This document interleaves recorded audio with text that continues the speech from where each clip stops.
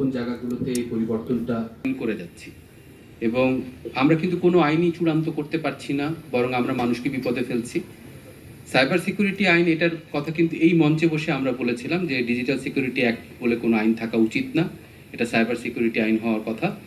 এবং ওনারা নামটা পরিবর্তন করেছেন কিন্তু ভিতরটা রেখে দিয়েছেন। এখন আমরা বিধিমালা দেখেছি, সেটাও আসলে মানে কোনো কার্যকারিতাই থাকবে না যখন আইনটাই আসলে ভ্রান্ত আইন।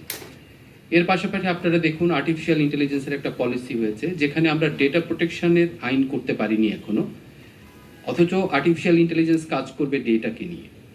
তো আমাদের আসলে লক্ষ্যটা কোথায়, আমরা আসলে কি চাচ্ছি? আমাদের সাইবার স্পেসে নিরাপত্তা নিশ্চিত করাটা আমাদের জরুরি। এই বাস্তবতাটা মেনে নিয়ে আমরা যদি আইনটা করি, সেক্ষেত্রে আমরা কিন্তু সাইবার স্পেসে নিরাপত্তা নিশ্চিত করার দিকেই মনোযোগী হব।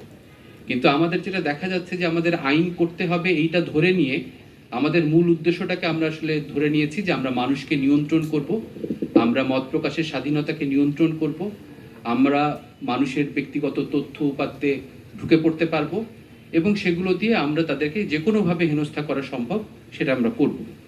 তো আমাদের আসলে এই অবস্থান থেকে সরে আসা ছাড়া কোনো বিকল্প নেই। কারণ আপনারা দেখবেন এই যে বিধিমালার যে পর্যালোচনা তুলে ধরা হলো বা ডক্টর ইফতেখারুজ্জামান তার যে সংক্ষেপে যে অবস্থানটা ব্যাখ্যা করলেন, সেখানে আপনারা দেখবেন এই সমস্যাগুলোর কথা কিন্তু আমরা প্রত্যেকটা আইনেরই যখন আমরা পর্যালোচনা করি, একই পর্যবেক্ষণ আমাদেরকে বারবার আপনাদের সামনে তুলতে হচ্ছে এবং এটাই কিন্তু আমাদের জন্য দুঃখজনক।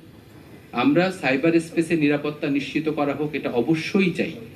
আমাদের দেশে সাইবার নিরাপত্তা আইন হয়েছে, ডিজিটাল সিকিউরিটি আইন হয়েছে, এখন আমরা নতুন আইন পেয়েছি। এত কিছুর পরও আমাদের দেশে যখন ডেটা ব্রিচ হয়ে যায়, আমাদের ক্রিটিক্যাল ইনফরমেশন ইনফ্রাস্ট্রাকচারকে ভেঙে ফেলে বা সেটাকে ব্রিচ করে আমাদের ব্যক্তিগত তথ্য উপাত্ত প্রকাশিত হয়ে যায়, তখনও কিন্তু আমরা কোনো ব্যবস্থা নিতে পারি না। এটা আমাদের আইনের দুর্বলতা যতটুকু, তার থেকে বেশি আমাদের এখন মনে হচ্ছে যে আমাদের সদিচ্ছার অভাব।